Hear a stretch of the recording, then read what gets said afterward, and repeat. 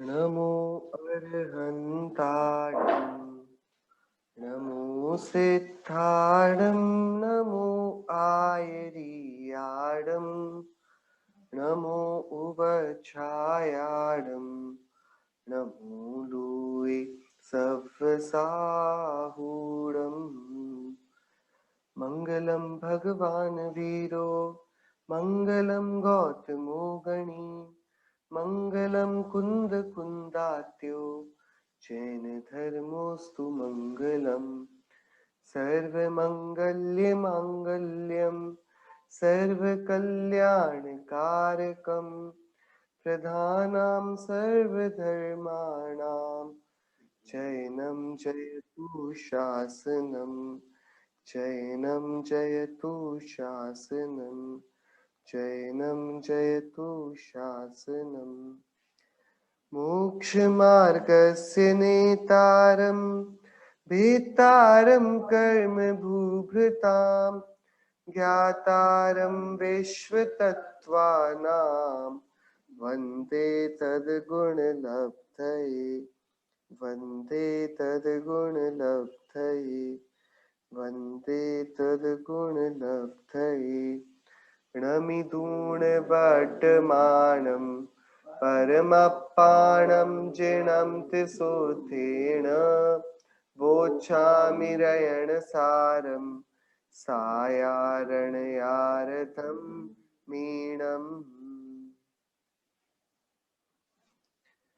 श्रीमद् भगवत कुंकुंदाचार्य देव प्रणीत रहनसार ग्रंथ, और हम इस पर मुनिराजों की आहारचर्या के ऊपर संक्षेप में चर्चा कर रहे हैं।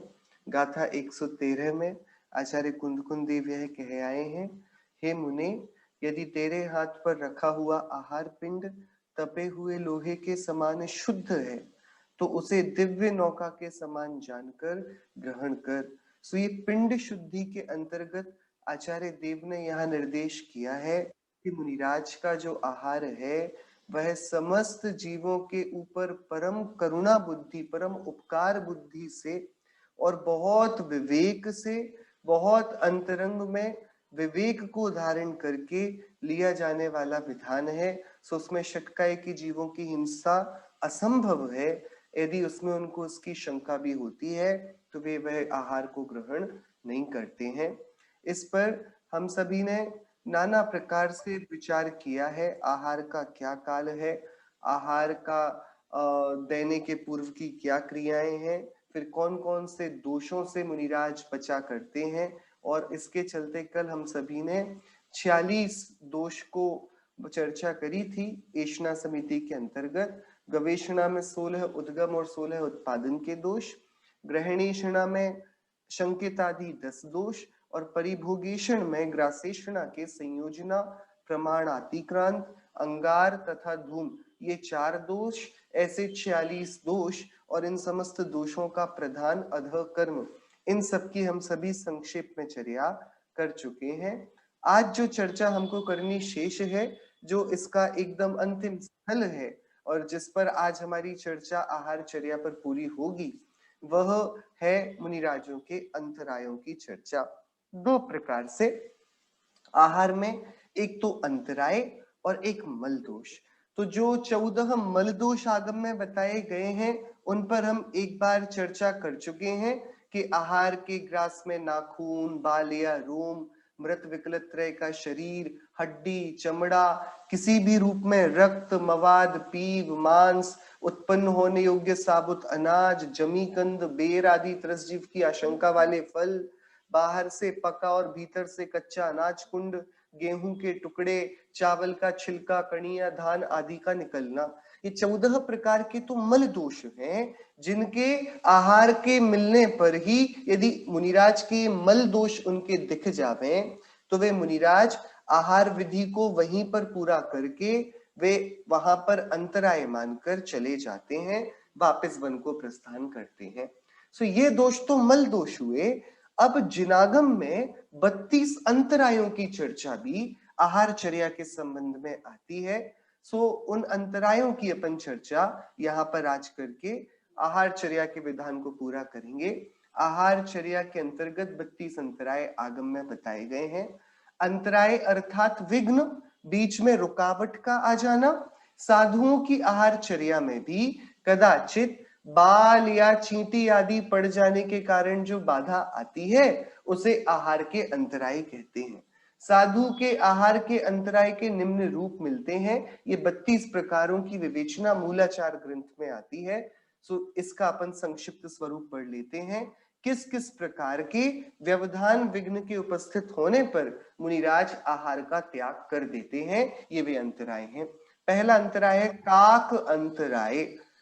आहारार्थ गमन करते हुए या आहार लेते समय कौवा, वक आदि पक्षी बीट कर दें, मल विसर्जन कर दें तो वह काकंतराय है। मुनिराज तत्काल आहार छोड़कर वन को चले जाते हैं। अमेध्य अंतराय। आहार को जाते समय विष्ठा आदि अपवित्र मल पैर में लग जावे, मुनिराज के पैर में असावधानी से मल लग जावे तो वे वापस आहारचर्या को छोड़कर लौट आते हैं, आहार त्याग कर देते हैं। छर्दी दोष, यदि वमन हो जाए, उल्टी हो जाए, सो मुनिराज आहारार्थ गमन नहीं करते। रुधिर दोष, अपने शरीर में या किसी अन्य के शरीर में आहार के समय जाते वक्त यदि मुनिराज रक्त को देख लेंगे, खून देख लेंगे और इसके साथ पीव का भी ग्रहण किया जाता है, पीव देख लेंगे, यदि ये देख लिया जावे तो वह रुधिर दोष के कारण मुनिराज अंतराय मानकर वापस चले जाते हैं। तो अपने शरीर से रक्तस्राव होता हो, खून दिखता हो या किसी अन्य के शरीर पर जाते समय खून दिख जाए तो वे वापस आ जाते हैं। रोधन अंतराय, आहार के जाते समय कोई टोक दे या कोई रोक दे सो मुनिराज अंतराय मानकर वापस चले जाते हैं, आगे नहीं बढ़ते। सो किसी ने यदि टोक दिया या रोक दिया सो वह रोधन दोष है। हम भी सामान्यतः कहते हैं जाते हुए व्यक्ति को जाते समय टोकना नहीं चाहिए, रोक टोक मत लगाओ। सो ये क्या है, ये सब रोधन दोष है। सो आहार के जाते समय कोई रोक दे सो वे अंतराय मानकर मुनिराज नहीं जाते। अश्रुपात, दुख शोक से अपने या पर के, मुनिराज का जैसे रक्तस्राव था अपना या अन्य का, ऐसे ही स्वयं आंसू देखें अथवा अन्य के अश्रु दिख जावे सो दुख शोक से अपने या पर के आंसू गिरना, यह अश्रुपात नाम का दोष है। जान वदह परामर्श, मुनिराज का उनके ही हाथों से जंघा के नीचे के भाग का शरीर का स्पर्श हो जाए सिद्ध भक्ति के उपरांत तो फिर वे आहार के लिए नहीं जाते। ऐसा ही जान ऊपरी व्यतिक्रम, घुटनों के ऊपर के अवयवों का स्पर्श मुनिराज को हो जाए तो फिर वे आहार के लिए नहीं जाते, स्वयं के द्वारा स्वयं के अंग का स्पर्श हो जाए। नाम्यधो निर्गमन, दाता के घर का दरवाजा छोटा होने पर इतना छोटा हो कि उनको नाभि के नीचे तक सिर करके जाना पड़े, इतना झुकना पड़े सो मुनिराज अंतराय मानकर वापस आ जाते हैं। नाभि के नीचे सिर झुकाना पड़े सो मुनिराज नाम्यधो निर्गमन नाम के अंतराय के उपस्थित होने पर वापस आ जाते हैं।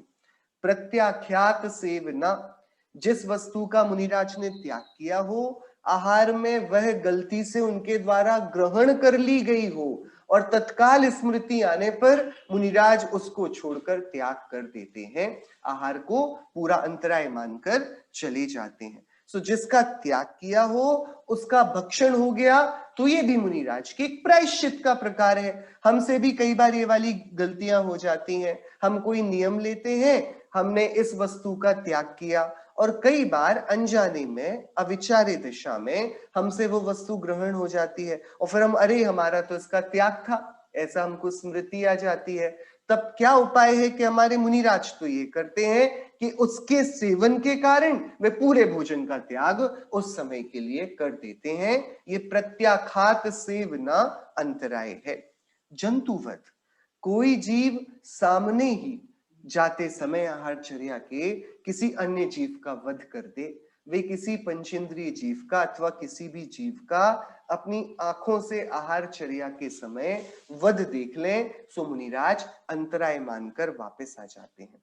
काक आदि पिंडहरण, आहार करते समय मुनिराज आहार हाथ में लेते हैं, पानी पात्री हैं, और उसी समय कोई कौवा आदि आकर हाथ से आहार को लेकर चला जाए तो काक पिंड हरण, काक ने पिंड का हरण कर लिया। इस प्रकार का अंतराय उपस्थित होने पर वे उसको सविघ्न मानते हुए आहार का त्याग कर देते हैं। पानी पानी पतन नाम का ये दोष है। पानी पात्र से ग्रास मात्र गिर जाना, मुनिराज ने हाथ में लिया और ग्रास उनके हाथ से गिर गया, सो गिर गया, सो ये पानी पतन नाम का अंतराय है। पानी जंतुवत, आहार करते समय यहां पर मुनिराज को भोजन दिया गया, वहीं ऊपर से कोई मक्खी आई और आकर कोई भी जंतु आया और गिर गया और मरण हो गया उनके पानी पात्र में ही, तो ये पानी जंतुवद नाम का अंतराय है, वे मुनिराज छोड़कर चले जाते हैं। मांस आदि दर्शन, भोजन करते समय मांस मद्य आदि मुनिराज को दिख जाएं, ऐसे पदार्थ जो कि योग्य नहीं है ग्रहण के श्रावकों को, किसी भी मनुष्य को जिन पदार्थों का ग्रहण नहीं होना चाहिए, जिनमें अतिशय हिंसा लगती है, अतिशय गाफिलता लगती है, ऐसे मद्य मांस मधु, इन पदार्थों का यदि उनको दर्शन हो जाए, वे जब आहारचर्या के लिए जाते हो तो वे उसको ही अंतराय मात्र मानकर आहार के त्यागी होते हैं। 16वां उपसर्ग, यदि मुनिराज के ऊपर उपसर्ग हो जाएगा तो उपसर्ग दशा में तो मुनिराज सिर्फ ध्यान समाधि में ही लीन होते हैं, तब तो आहार का प्रसंग ही नहीं बनता, तो उपसर्ग नाम का अंतराय उपस्थित होने पर मुनिराज आहार का त्याग करते हैं। पादांतर जीव, जब मुनिराज खड़े हैं ना आहार को ग्रहण करने के लिए, तब उनके पैरों के बीच में 4 अंगुल का अंतर है, सीधे खड़े हैं, पीछे भित्तिका से टिके हुए नहीं है, खंबे से नहीं टिके हुए हैं, सीधे खड़े हैं वज्रवत, और उनके दोनों पैरों के बीच में 4 अंगुल का अंतर है, और बीच में हाथ में पानी पात्र में आहार ग्रहण करते हैं।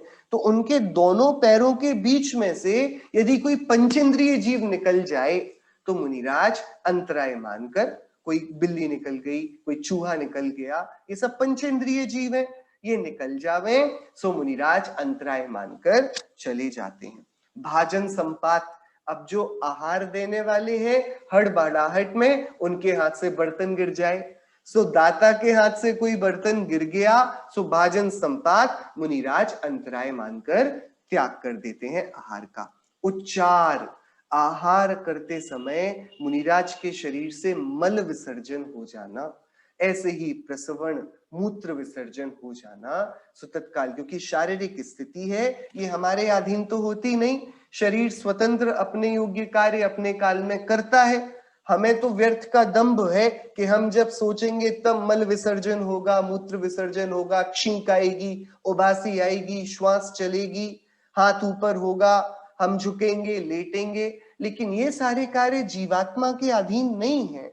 ये शरीर एक स्वतंत्र यंत्र है जो कि कर्म द्वारा रचा गया है, इसकी पृथक स्पर्श रस गंध वर्ण के मिले हुए स्कंद की असमान जाति द्रव्य पर्याय रूप रचना हुई है।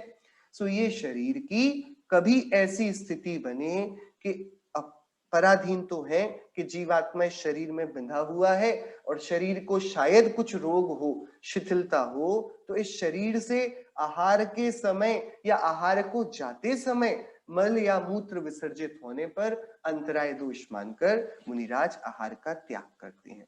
अभोज्य ग्रह प्रवेश, अब ऐसा ग्रह जहां पर मुनिराज का जाना योग्य ना हो, जहां मांस आदि का सेवन होता हो, जहां पर हीन कुलाचार होता हो, सप्त व्यसनों में प्रवृत्ति हो, ऐसे आहार के भ्रमणार्थ यदि किसी अयोग्य आचरण वाले घर में प्रवेश हो जाता है, पहले नहीं समझ पाते, अंदर जाकर पता पड़े तो तत्काल अभोज्य ग्रह प्रवेश नाम के अंतराय के उपस्थित होने पर मुनिराज आहार का त्याग करते हैं। पतन, आहार के समय मूर्छा आदि से मुनिराज गिर जाएं, सो पतन नाम का अंतराय है, सो अब वे दोबारा फिर उस समय आहार नहीं लेते। उपवेशन, किसी कारण से मुनिराज भोजन करते करते बैठना पड़े, कुछ अचानक से ऐसा हो जाए, चक्कर आ जाए या कुछ और हो, बैठना पड़े, तो एक बार बैठने पर फिर अब वे दोबारा ग्रहण नहीं करेंगे, क्योंकि खड़े होकर मुनिराज आहार लेते हैं ना, तो एक बार बैठ गए तो अब बैठ गए तो हो गया उस दिन का आहार पूरा। सो उपवेशन, किसी कारण से भोजन करते करते बैठ जाने पर अंतराय की उपस्थिति जानकर मुनिराज आहार त्याग करते हैं। सदंश, कुत्ते या बिल्ली आदि के काटा जाने पर, कोई काट कर मुनिराज को चला जाए सो फिर वे आहार का त्याग करेंगे, सदंश अंतराय है। भूमि संस्पर्श, जैसे ही मुनिराज सिद्ध भक्ति किए उसके बाद उनके हाथ से भूमि का स्पर्श हो जाए, उनके हाथ से जमीन वे छू लें, तो ये भूमि स्पर्श संस्पर्श नाम का अंतराय है। सिद्ध भक्ति कर लेने के बाद यदि हाथ से भूमि का स्पर्श हो जाएगा सो मुनिराज आहार ग्रहण नहीं करेंगे। ये 25वां अंतराय हो गया। 26, निष्ठीवन, आहार करते समय कफ थूक आदि बाहर आ जाए सो मुनिराज आहार का त्याग कर देंगे। क्रमी निर्गमन, कि कोई व्याधि ऐसी हो कि पेट में से कीड़े निकलने लगे, कृमि आदि आने लगे, तो मुनिराज, ये सब शरीर की पराधीन दशाएं हैं, कफ का आना, मलमूत्र का आना, उदर कृमि निर्गमन होना, तो मुनिराज तब अंतराय की उपस्थिति मानकर आहार त्याग करेंगे। अदत्त ग्रहण, दाता के बिना दिए ही मुनिराज ने अपने हाथ से कुछ ले लिया तो अब वह अंतराय हो गया। अब उसका दंड क्या है कि मुनिराज को तत्काल आहार छोड़ना होगा। सो दाता के दिए बिना ही कोई वस्तु ग्रहण कर ली जाए तो फिर वह आहार का तत्काल ही त्याग किया जाता है। प्रहार, अपने ऊपर या अन्य किसी पर तलवार आदि का प्रहार हो जावे, ऐसा होने पर किसी भी तरीके का प्रहार होना उपसर्गी ही है एक जाति का। भले ही मुनिराज पर ना होता हो, सामने कोई किसी पर प्रहार करता हो, तो जैसे बाहर किसी का वध देखकर उन्होंने अंतराय माना था, किसी का रक्त देखकर अंतराय माना था, किसी का शोक रुदन देखकर अंतराय माना था, सो ऐसे परस्पर कलह को, प्रहार को देखकर भी अंतराय माना जाता है। ग्रामदाह, जिस गांव में गए वहां पर कहीं आग लग जाए, सो अब आग लग गए तो विपत्ति की परिस्थिति है, सर्वत्र विप्लव मचा हुआ है, सब घबराए हुए हैं, ऐसे में मुनिराज आहार का क्या करते हैं, त्याग करते हैं। पादेन किंचित ग्रहण, मुनि द्वारा भूमि पर पड़ी कोई वस्तु पैर से उठाकर ग्रहण कर लेना, सो यह पादेन, पैर से, किंचित ग्रहण, कुछ ग्रहण किया जाना, सो यह अंतराय है। यदि यह दोष हो जाए तो मुनिराज भोजन नहीं लेते। करेण किंचित ग्रहण, साधु के द्वारा अपने ही हाथ से गृहस्थ की किसी भी वस्तु को उठा लेना। गृहशाला में प्रवेश किए, घर पर प्रवेश किए, कुछ देखा और कुतूहल से उठा लिया, कोई भी वस्तु है, यदि उठा लिया और फिर बाद में मुनिराज को यदि चेतना आई, समझ में आया, तो मुनिराज क्या करेंगे, उस समय अंतराय मानकर आहार का त्याग कर देंगे। और भी बहुत सारे कारण होते हैं, मुख्य रूप से इन 32 कारणों का उदाहरण के रूप में हमारे आगमों में वर्णन मिलता है। ऐसे नाना प्रकार के आहार के 32 अंतरायों को टालकर, 14 मल दोषों को टालकर और 46 आहार के उद्गमादि दोषों का त्याग कर मुनिराज आहार को योग्य आगम वर्णित विधि से ग्रहण करते हैं और ऐसा ही आहार लेना और देना योग्य है। इसी बात की संक्षिप्त अब अपन आहारचर्या का निष्कर्ष रूप में मूलाचार ग्रंथ की 421वीं नंबर की पिंड शुद्धि नाम का अधिकार है उसमें, जिसमें आहार की पूरी इस चर्या का वर्णन है, उसकी दूसरी ही गाथा है। इसको पढ़ के वाली चर्चा का संक्षेप करते हैं। गाथा 421। उग्गम उपादन एसणं च संयोजनं पमाणं च इंगाल धूम कारण अट्ठविहा पिंड शुद्धि दू। जो चर्चा अभी तक हमने करी है उसका पूरा संक्षेप इसमें आ जाएगा। उद्गम, उत्पादन, ऐषणा, संयोजना, प्रमाण, अंगार, धूम और कारण, इस तरह पिंड शुद्धि 8 प्रकार की है। आहार चर्या की शुद्धता के ये 8 अधिकार हैं। ये जो गाथा है, इस गाथा को संग्रह सूत्र बोलते हैं क्योंकि इसमें सारी शुद्धियों का संग्रहण है। पूरी आहार चर्या के सारे आयामों का वर्णन इन 8 तथ्यों में आ जाता है। क्या क्या है? हमने उद्गम के 16 दोष देखे। तो दाता में होने वाले जिन अभिप्रायों से आहार में उद्गच्छति उत्पन्न होना होता है उसको उद्गम दोष कहते हैं, कि दाता ने वहां पर मुनिराज के उद्देश्य से ही आहार बना लिया, तो ये उद्गम का दोष हुआ। इस प्रकार जो 16 उद्गम के दोष थे जिनकी चर्चा कल करी थी, उनसे आहार मुनिराज का शुद्ध होता है, उन दोषों से रहित होता है। फिर पात्र में होने वाले जिन अभिप्रायों से आहार आदि उत्पन्न होता है या कराया जाता है वह उत्पादन दोष है। और हमने देखा था कि नाना प्रकार के निमित्तादि ज्ञानों से, क्रोधादि कषायों से, कलह से, नाना प्रकार की विधियों को बताने से, मंत्रों को बताने से, प्रशंसा करने से इत्यादि प्रकार से यदि कोई मुनिराज आहार का उत्पादन करें तो वह अभिप्राय किसका है? पात्र का अभिप्राय है। दाता के अभिप्राय से उद्गम दोष, पात्र के अभिप्राय से उत्पादन दोष। ये भी 16 थे, ये 32 दोषों से शून्य। अब जिन पारिवेशक परोसने वालों से भोजन किया जाता है उनकी अशुद्धियां अशन दोष कहलाती हैं। और उसमें हमने देखा था भाई ढक्कन खोल दिया नए बर्तन का, फिर यहां से सीढ़ियों से ऊपर चढ़कर लेकर आ गए, मालारोहण इत्यादि।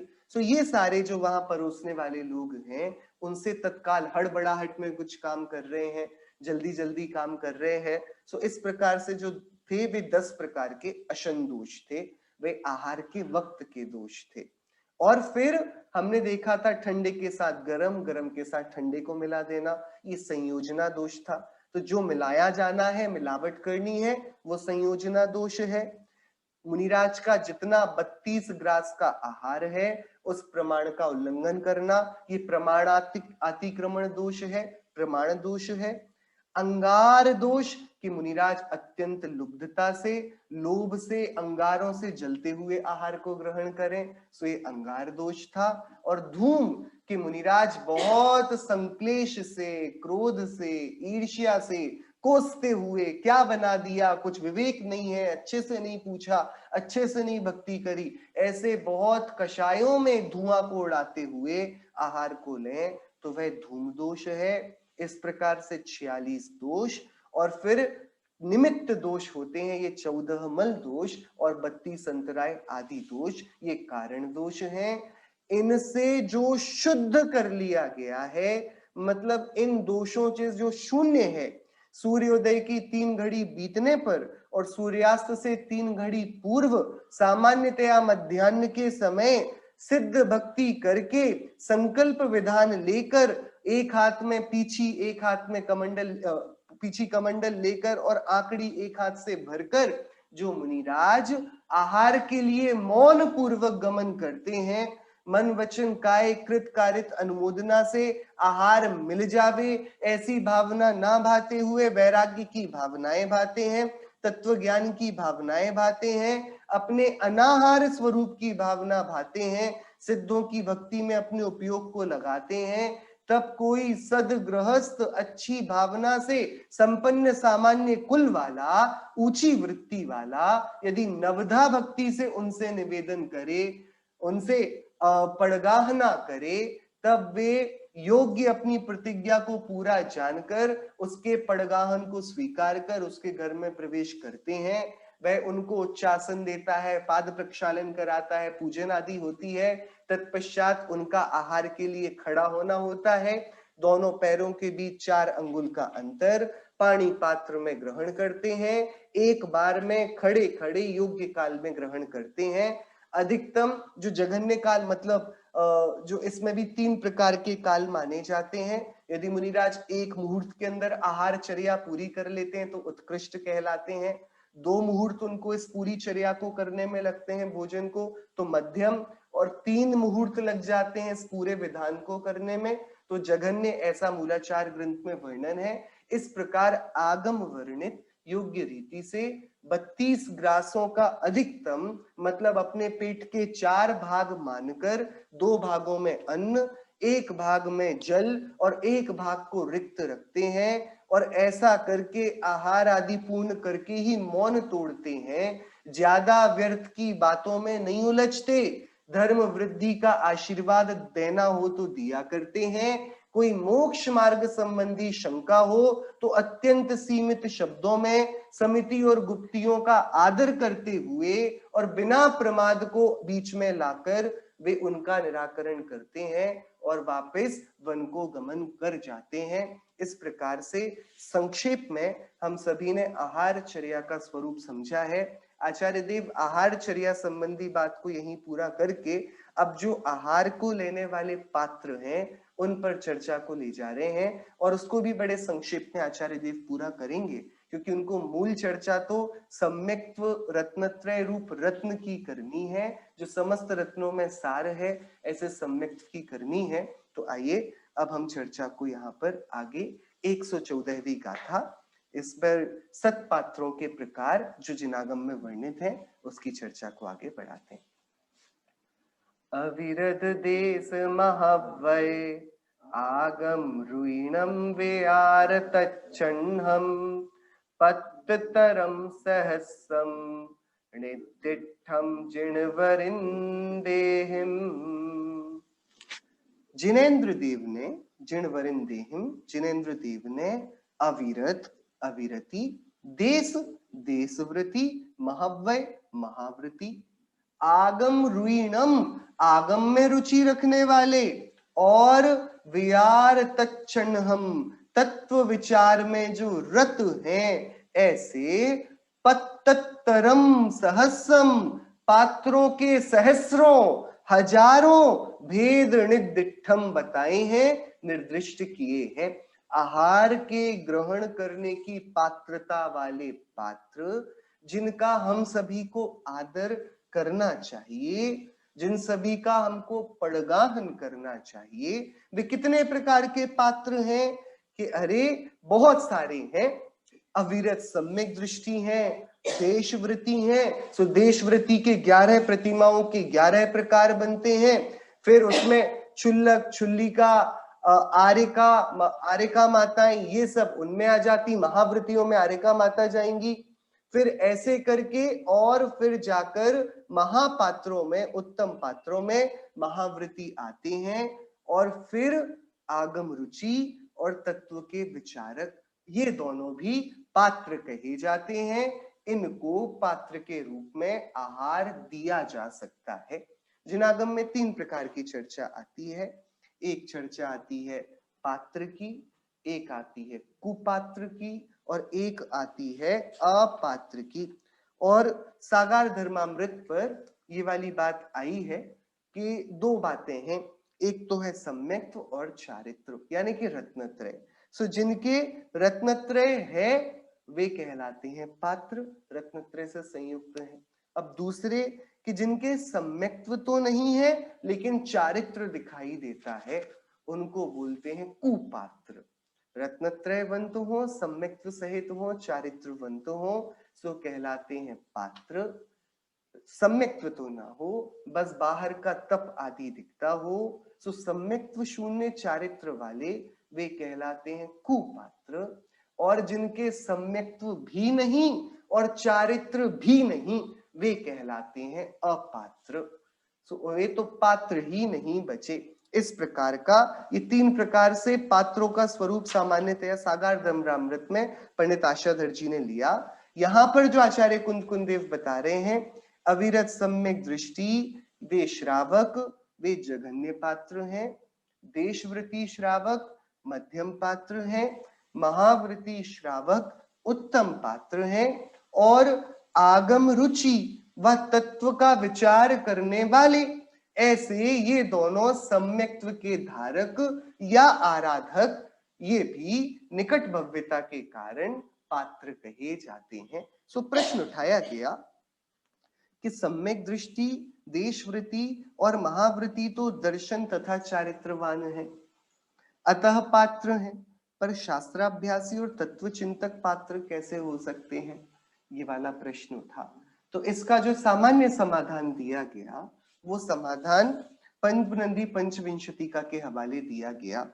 तत्प्रतिप्रीति चित्तेन येन वार्तापि ही श्रुता निश्चितम स भवेद भव्य भावी निर्वाण भाजनम।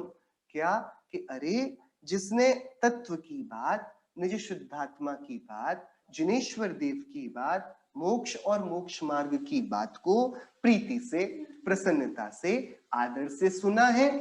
तो इसको जिनागम में आज्ञा सम्यक्त्व भी कहा कि जो जिनेदेव की आज्ञा को, जिनागम को प्रमाण मानता हुआ उसमें रुचि से वर्तता है और जानता है कि जो सर्वज्ञ वीतरागी जिनेन्द्र देव के वचन हैं वे पूर्वापर विरोध से रहित होने से वे ही श्रद्धान के, ज्ञान के और भावना के योग्य हैं। इस कारण में जिनेन्द्र देव के वचनों का उपासक और उनके दिए गए तत्वामृतों का पिपासु बना हूं। ऐसा आगम श्रद्धावान, आगम रुचिवान और न सिर्फ आगम रुचि रखता हो अपितु आगम में वर्णित तत्वों का विचार करने वाला हो, वह भी क्योंकि निकट भव्य है और शीघ्र ही भविष्य में रत्नत्रय की आराधना करने वाला रत्नत्रय का धारक होगा, वर्तमान में उसके लिए प्रयासरत है, पुरुषार्थवंत है। इस कारण उसको भी निकट भव्यता के हेतु पात्र यहाँ पर आचार्य कुंदकुंद देव ने कहा है। इस प्रकार से 5 प्रकार के पात्रों का उदाहरण देकर आचार्य देव ने कहा हजारों प्रकार के पात्र बताए हैं। तो 5 और 1000 ये कैसे होगा, इसको आचार्य देव अभी आगे बताएंगे। एक प्रश्न आया है जो आप सभी ने पढ़ ही लिया होगा। मुनियों का आजकल चौका लगाया जाता है तो वह आहार तो मुनियों के लिए ही बनाया जाता है। क्या मुनि ऐसी जगह आहार कर सकते हैं? हम सभी ने अभी तक जो भी चर्चा करी है वो सब मुनिराजों के स्वरूप का वर्णन जैसा जिनागम में मिलता है, उन्हीं के प्रमाणों को लेकर बिना इधर उधर कहीं जाए हुए सिर्फ मूलाचार, भगवती आराधना, सागार, अनगार, धर्मामृत और इन सारे ग्रंथों के आधार पर ही चर्चा करी है। और इनमें समस्त दोषों में प्रथम दोष तो औद्देशिक ही बताया गया है और यहाँ तक कह दिया है भगवती आराधना में तो कि ये जो मूल दोष है ना, हमने देखा दोषों में सबसे बड़ा दोष अधः कर्म, मतलब 2 प्रकार की विवक्षाएं हैं। कहीं पर अधः कर्म को उद्गमिक दोष में पहला दोष लिया और कहीं पर उद्देश्य को लिया। जहां पर उद्देश्य को पहला लिया ना, वहां पर अधः कर्म को 46 के पहले प्रमुख दोष बता दिया और ये मूलाचार में आचार्य भट्टिकेर स्वामी ने प्रयोग किया। क्या किया? आहार में भी सभी दोषों से ज्यादा दोष अधः कर्म का होता है क्योंकि वह महादोष कहलाता है। इसमें कूटना, पीसना, रसोई करना, पानी भरना, झाड़ू लगाना, पंचसूना नाम के आरंभ से षटकायिक जीवों की विराधना होने से दोष किसके आश्रित है? गृहस्थ आश्रित। यदि मुनिराज इनमें कृत कारित अनुमोदना से लग जाएंगे तो वे भी कहां पर आ जाएंगे?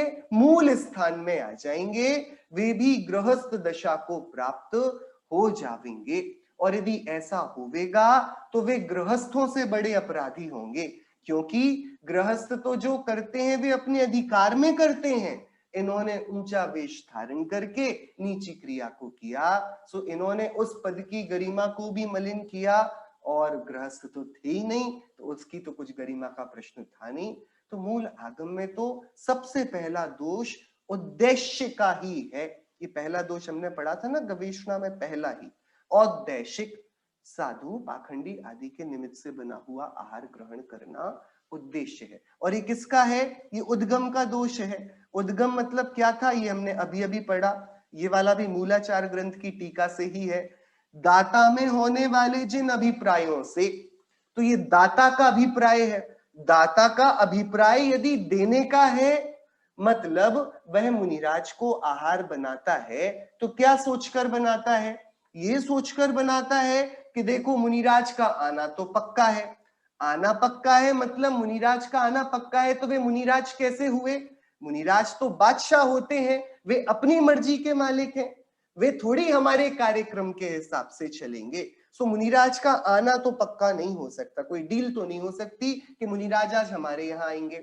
अब यदि पक्का नहीं है और आहार बना लिया गया है और यदि ये श्रावक है तो जो अतिरिक्त आहार बना है उसका क्या होने वाला है कि भैया हम वो किसी और को खिला देंगे।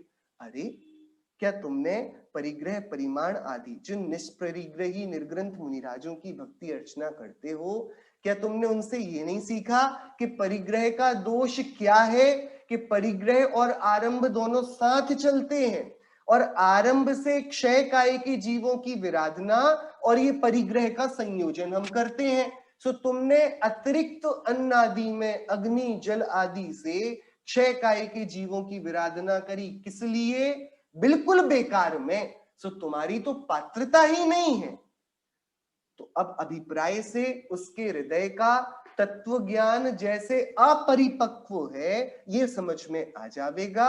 सो मुनिराज के लिए वह देने योग्य दातार ही नहीं खरा उतरेगा।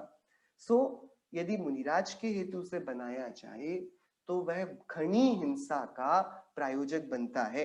और हम सभी ने देखिए एक मूलाचार का ही मूल उदाहरण है ये वाला उदाहरण। शायद हम समय के अभाव में जल्दी जल्दी इसको पढ़ गए थे, पर एक बार मैं वापस उस उदाहरण को आपको पढ़ के सुनाता हूं।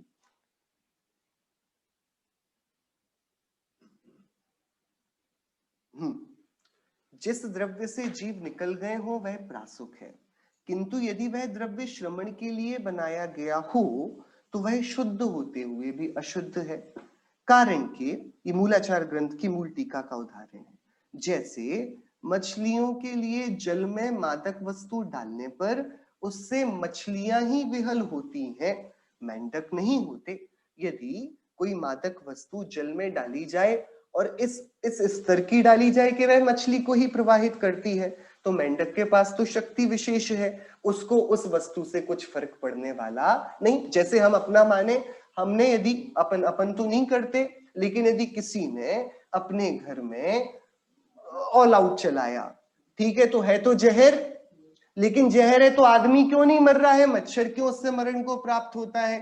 कि है किसके लिए है? मच्छर के लिए है, आदमी को वो उतना प्रभावित नहीं कर पाता। ऐसे ही कोई मादक पदार्थ जल में डाला जाए मछलियों के लिए तो मेंढकों को उससे कोई दिक्कत नहीं होती। ऐसे ही गृहस्थों ने भोजन बनाया है किसके लिए? स्वयं के लिए। स्वयं के लिए बनाया है ना, उस यदि जल को मेंढक ग्रहण करे तो उसे कुछ नहीं होता। ऐसे ही श्रावकों ने जो भोजन स्वयं के लिए बनाया उस भोजन को यदि मुनिराज ग्रहण करें तो उनको आरंभ हिंसा का दोष नहीं लगता।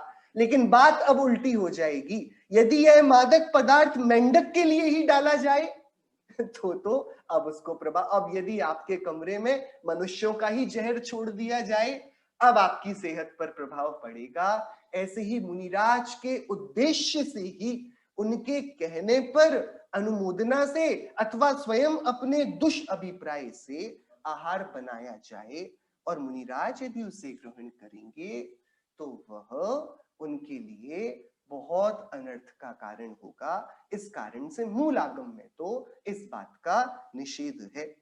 उनको यदि कदाचित, तो देखिए जैसे मछलियों के लिए जल में मादक वस्तु डालने पर उससे मछलियां ही विहल होती हैं, मेंढक नहीं, इसी प्रकार दूसरे के लिए बनाए गए भोजन आदि में से, मतलब हमने तो 4 लोगों के लिए परिवार के घर में बनाया था, उसमें से ही हमने मुनिराज को दे दिया।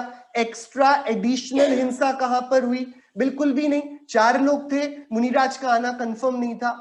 देखिए शाम का समय है, मैं आपके यहाँ पर आ रहा हूं, अब पक्का नहीं है कि मैं रात में भी पहुंचूं या शाम को ही आ जाऊं। अब आप मुझसे पूछ रहे हो खाना बनाएं कि नहीं बनाएं, बराबर। तो अब जब ऐसी सिचुएशन हो तो देखा जाएगा ना, भैया आ रहे हो तो बनाएं, नहीं आ रहे हो रात हो जाएगी तो क्यों बनाएं? क्योंकि हमें भय है ना उस अतिरिक्त परिश्रम का, उस अतिरिक्त आरंभ का, हिंसा का। ऐसे ही हमारे मुनिराज का आना पक्का है क्या चौके में? वे तो अभी जाते जाते यदि ऊपर से कुछ काकबीट गिर गई, उनके सामने किसी पशु ने दूसरे का शिकार कर दिया, वे आए ही नहीं, आपने पूरी तैयारी कर ली। हमने बाहर के कारण देखे ना अभी कैसे कैसे कारण है, उन्होंने देखा वे आए ही नहीं और आपने उनके लिए भोजन बनाया। अब उस आरंभ का दोषी कौन होगा? कि जब तक मुनिराज ग्रहण नहीं करते हैं तब तक तो आप ही हैं। यदि मुनिराज जानते हुए भी कि उनके लिए ये बनाया गया है ग्रहण कर लेते हैं तो वह श्रावक तो दोषी है ही, अपने विपरीत अभिप्राय का। मुनिराज भी आहार चर्या के निर्दोष न होने के कारण दोषी हो जाएंगे। मुनि अधः कर्म आदि दोष से दूषित नहीं होते। ये देखिए औद्देशिक और अधः कर्म ये समकक्ष हैं, इसलिए किंतु जिनकी प्रवृत्ति शुद्ध आहार के अन्वेषण की ओर है, उनको यदि कदाचित अशुद्ध अधःकर्म युक्त आहार ग्रहण हो जाता है तो वह आहार भी उनके लिए शुद्ध है। किंतु जिन साधुओं की प्रवृत्ति अधःकर्म आहार की ओर है, वे यदि प्रासुक द्रव्य के ग्रहण में शुद्ध भाव रखते हैं तो वे कर्म बंधन के भागी हैं। आजकल कोई भी व्यक्ति श्रावक शुद्ध खाना खाते ही नहीं है जो कि मुनि के खाने योग्य हो, तो फिर मुनियों के आहार की व्यवस्था कैसे होगी? देखिए, आपके घर में ऐसा हो कि अब बच्चे को रोज की दाल रोटी नहीं पसंद, ठीक है, और वो चिल्लाता रहे क्या बना देते हो दिन भर, यही दोस्त की दाल रोटी और लौकी की सब्जी, गिलकी की सब्जी कोई खाने की चीज है? अब 4-5 बार वह फड़फड़ाएगा मम्मी के सामने और 3 दिन तक कुछ नहीं खाएगा। चौथे दिन से आपके घर के मेन्यू में परिवर्तन हो जाएगा ना, कि बच्चे को क्या बनना है घर में, इसको बदलने के लिए खुद ही भोजन को छोड़ना होता है ना। हम कितना समझें। यदि मैं एक रीति का भोजन ग्रहण नहीं करूंगा तो दूसरी रीति का भोजन बनने लगेगा। यदि मैं अपने नियम का पक्का हूं तो मुझे अपने कर्तव्य में निपुण रहना चाहिए, बाहर का काम अपने आप होता जाएगा। यदि ऐसा ही माना जाए तो आदि मुनिराज को कुछ भी ग्रहण कर लिया जाना चाहिए था। अभी कम से कम ये ग्रंथ तो उपलब्ध हैं जिनमें आहारचर्या का विधान लिखा है। जब 6 महीने तक रोज मुनिराज ऋषभदेव निकलते थे तब तो ना कोई मूलाचार में आहार विधि थी, ना ही कोई इस आहार विधि पर कोई चर्चाएं हुआ करती थी, ना कोई मुनिचर्या को जानने वाले लोग थे। अरे मुनिराज को भी नहीं जानते थे, वे तो जानते थे हमारे राजा को कुछ हुआ है, वो नग्न होकर सब छोड़कर चले गए। क्या क्या यही समझकर तो बाकी के राजाओं ने दीक्षा ले ली थी कि चलो जो राजा करते हैं हम भी करेंगे। क्या वैराग्य, क्या संसार का स्वरूप, क्या है मोक्ष मार्ग, किसको पता था? इसका वर्णन आचार्य जिनसेन ने आदि पुराण में किया है। और उस समय उधर पर इंद्रदेव गरजे थे जब जिन्होंने नग्न वेश धारण किया था, उन राजाओं ने कंदमूल तोड़कर, वृक्ष के फल तोड़कर खाने शुरू कर दिए। तब आप आचार्य जिनसेन को पढ़े आदि पुराण में, तब उन्होंने बोला देखो तुम्हें यदि ये वाला वेश धारण करके स्वेच्छाचार वृत्ति करनी है तो तुम तत्काल इस वेश को छोड़ दो और फिर तुम्हें जो करना है करो, कि इस वेश के साथ तो अनीति होती नहीं। अब 6 महीने बीत गए हैं, रोज ऋषभदेव निकलते हैं और ऐसा नहीं है कि सब हीरे चांदी ही लेकर बैठते हो, कोई बहुत सुंदर पकवान लेकर बैठते हैं, कोई राजा खड़े होते हैं, कोई राजा पूरे बगीचे के तोड़े हुए फल ले आते हैं, सब कुछ तो देने वाले हैं। लेकिन नवदा भक्ति क्या, पड़गाहना क्या, मुनिराज के लिए आहार की शुद्धि का विचार क्या, वो किसी को नहीं पता। तो अब इतना कॉम्प्रोमाइज तो कर लेना चाहिए था ऋषभदेव मुनिराज को। आज के जमाने में अभी तो शुरू हुआ है, तीसरा काल अभी बीता है, भोग भूमि के बेचारे लोग हैं, इनको सारे कल्प वृक्षों की आदत है, तो अभी तो नहीं चलेगा ना इतना कठिन मुनि दशा। तो यही ले लो जो थाली में थोड़े से अच्छे ऋतु के फल सजे हुए हैं या बढ़िया राजभोग के ये सामान रखे हुए हैं, क्या दिक्कत है? ये कार्य तो कर लेना चाहिए था ना, कि नहीं। हमारा प्रण मुनिराज साधक है ना, उन्होंने ये सोच के थोड़ी दीक्षा ली थी कि भैया सब लोग चौका लगाएंगे या नहीं। उन्होंने तो इस प्रवृज्या को भगवती मानकर, मुक्ति प्रदायिनी मानकर अंगीकार किया था ना। अब उसके बाद बहाने क्या बनाने कि नहीं नहीं इस काल में तो इतना सजेगा। ये पहले विचारना था ना कि इस काल में ऐसा होगा और हम इतना सहन कर पाकर इसके साथ न्याय कर पाएंगे अथवा नहीं। तो काल आदि की बातें, इस पर योग्य नियमों पर जो आगम में वर्णित है वे ऐसी लागू नहीं पड़ेंगी जैसे हम चाहते हैं। समाधि आदि के समय, ग्लान आदि मुनिराजों के समय, मुनिराज के रोगग्रस्त हो जाने के समय आचार्य की आज्ञा से उनकी परिचर्या के लिए, उनके आहार आदि के लिए अन्य संघ के साधुजन व्यवस्था करते हैं। वो अपवाद मार्ग है और उसका भी बहुत वैज्ञानिक, मनोवैज्ञानिक गजब का स्वरूप हमारे आचार्य भगवती आराधना में समाधि मरण के स्वरूप में दिया गया है। ये सारे प्रावधान हमारे ग्रंथों में है, लेकिन कोई पूरी इंद्रियों से पूर्ण होता हुआ भी एकदम स्वच्छंद रीति से जो 46 दोषों का वर्णन है उनकी खुले में ही उपहास उड़ाएंगे उनकी यदि अवमानना की जाएगी तो ये आगम के ऊपर परिहास करना है, जो उचित नहीं होता।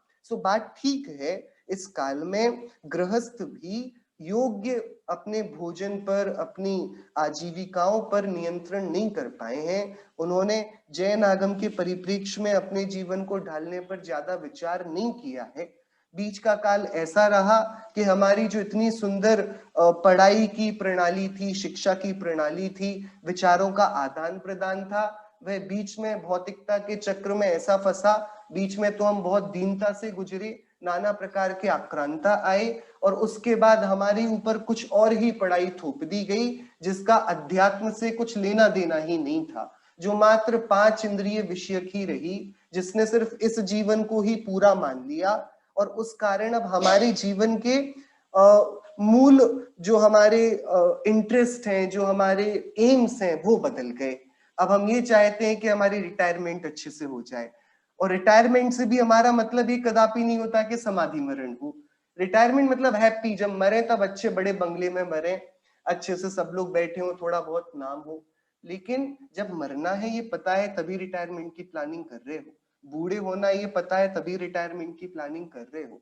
तो इतना और स्ट्रेच किया जाए कि आगे क्या होगा मरने के, तब हमको समझ में आएगा कि हमारी अभी तक की पढ़ाई, हमारी अभी तक की आजीविका, हमारी अभी तक की नौकरी या व्यापार, हमारा अभी तक का जो कुछ भी किया धरा, सब कुछ पढ़ा हुआ लिखा हुआ सब बेकार था, यदि हमारे जीवन में सदाचरण, सामान्य भोजन, योग्य मर्यादाएं वे यदि प्रविष्ट नहीं हुई हैं, तब ना तो हमने हृदय से संयम की अनुमोदना ही करी है, ना ही हमने उसको समस्त कर्मों का क्षयकारी महाअस्त्र माना है, जो मुनिराजों के ग्रहण किया हुआ होता है। सो हाँ, ये वाली बात ठीक है कि हम सभी के जीवन में बहुत सारी कमियां हैं, लेकिन इस कारण मुनिराज के सूरत्व में, उनके पौरुष में, उनकी सिंह वृत्ति में कुछ कम पड़ जाए, ऐसा नहीं।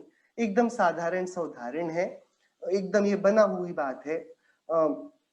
गुरुदेव श्री को जब मुखपट्टी का परिवर्तन करना था, तब नाना प्रकार की धमकियां उनको मिलती थी। तब उन्होंने बोला, भैया देखो, अब जो गलत बात है वो हृदय में गलत बन गई, हम तो नहीं कर सकते। तो वे आकर स्टार ऑफ इंडिया में रहे थे। अब देने का कौन देगा रोटी, क्या करेगा, इतना सोचते तो बात ही गड़बड़ा जाती। सो एक दिन भोजन करते थे, एक दिन उपवास करते थे, और वो भी रोटी और छाछ के साथ। लेकिन करते करते जब योग्य कार्य होना होता है तो सब बनते, लोग परिवर्तित होते हैं ना। एक व्यक्ति में दृढ़ इच्छा शक्ति, संकल्प शक्ति हो तो सबके सब, यदि ऐसा हो जाए, हमारे इस नगर में सभी ने चौके लगाए हैं, और कोई मुनिराज दृढ़ वृत्ति लेकर आए और आहार ही ना लें, धीरे धीरे तो पता पड़ेगा ना कि हम क्या गलती करते हैं कि मुनिराज आहार नहीं लेते। आज 6 दिन हो गए, आज 7 दिन हो गए, 8वें दिन से, 10वें दिन से, 20वें दिन से तो हमें थोड़ा अपना अपराध बोध होगा। हम सभी कुछ तो चेंज करेंगे ना अपने जीवन में। सो दृढ़ इच्छा शक्ति तो दिखानी पड़ेगी, उससे ही ये आचरण परिशुद्ध रहेगा। यहाँ पर हमारा पूरा जो उद्देश्य था वो इस परिज्ञान को ले लेना था कि हमने जो मुनि व्रत धार अनंत बार ग्रीवक उपजायो, ये मुनि दशा अनंत बार धारण करी है, तब हम सभी इन दोषों को, अंतरायों को टाल कर, जीत कर आहार करते थे। तब भी निज शुद्धात्मा के भान बिना, योग्य सम्यक्त्व के अभाव में, आज हम इन्हीं बातों को सुनकर आंखें फाड़ते कि ऐसा कौन, ये तो बड़ी इम्प्रैक्टिकल बात है, ऐसा कोई आहार कैसे लेगा। लेकिन ऐसा नहीं है, हमारा अज्ञान यही हमारे चारित्र को व्यभिचार की ओर ढकेल देता है। इसलिए हम सभी ने इस पर इतनी विस्तृत चर्चा करी है कि जैसे जैसे अंतरंग शुद्धि आती है, हमारा विवेक हमको सदाचरण की ओर लेकर जाता है। एक और क्वेश्चन है, क्या कोई एक शहर से दूसरे शहर मुनिराज को आहार देने के लिए जाए, और क्या मुनिराज वहां पर उस व्यक्ति से आहार ले सकते हैं? बड़ा योग्य प्रश्न है, और इस पर हमारे धर्म के कई कथानक हैं। हमारे तो राजाओं ने, राजा राम ने जंगल में भी आहार दिया, परिस्थिति वशाश, सहजता से। यदि किसी नगर में मुनिराज हो और आपका सहजता से उस नगर में जाना हुआ हो, और जिस घर में आप रुके हो वहां पर चौका लगाया जा रहा हो, तो इसमें कोई दिक्कत नहीं, यदि योग्य आपके लिए ही भोजन, बशर्ते भावना तो मुनिराज को आहार देने की आपको भी है, हमको भी है, आहार का बनना हम सभी के लिए होना चाहिए। मतलब हम इसमें कंफ्यूज ना हो कि मुनिराज को आहार देने की भावना वो उद्देश्य में जाएगी, नहीं। मुझे आहार देना है मुनिराज को, ये तो मेरी भावना है, ये मेरी विनय है। मुझे आहार देना है तो मैं अपने लिए भोजन बनाऊंगा, जो मुनिराज होंगे और भोजनशाला में आएंगे तो उनका आहार हो जाएगा, नहीं तो उनकी भक्ति पूर्वक मैं तो ग्रहण करूंगा ही। ये वाली वृत्ति हमारे हृदय में आनी चाहिए। बराबर। इस प्रकार से थोड़ा और उदाहरणों से अपन इसको आगे समझ लेंगे आगम से। अभी समय ज्यादा हो गया है, हम इसकी चर्चा और विशेष आगे करेंगे। पात्रों की हमने आज चर्चा करी है और इस पर आचार्य कुंदकुन देव का ये प्रयोग देखने योग्य है। उन्होंने सम्यक दृष्टि, देशवृत्ति और महावृत्ति के साथ साथ आगम की रुचि धरने वाले और तत्व विचारकों को भी सत्पात्र कहा है। इस पर थोड़ी चर्चा अपन कल करेंगे। जिनवाणी स्तुति। निज निधि निज में बताई, यह अनंत उपकार है, उसके लिए चिन्हवाणी माँ को वंदना शत बार है। उसके लिए चिन्हवाणी माँ को वंदना शत बार है। नौभांड मुख।